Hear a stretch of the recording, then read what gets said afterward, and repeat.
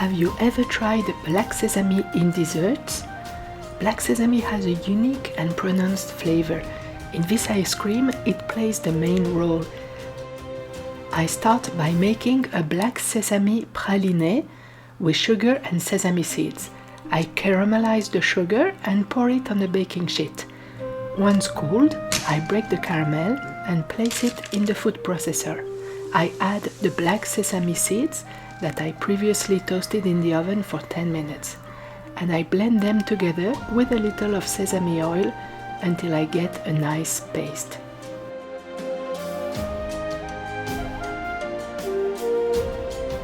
Then I blend the praline together with the dates and the soy milk.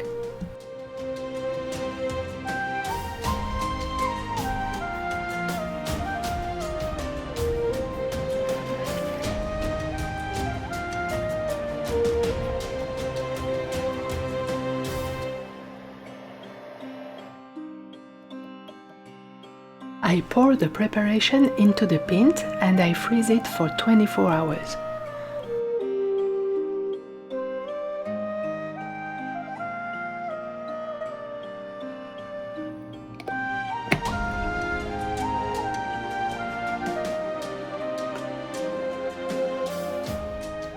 The next day I lock the pint in the Ninja Creamy and I press the ice cream program.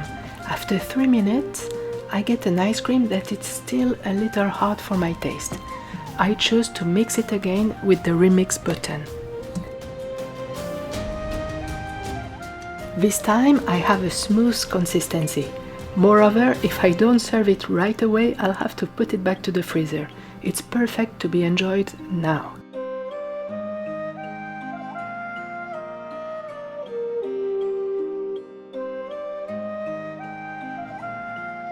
I use a spoon to make a quenelle.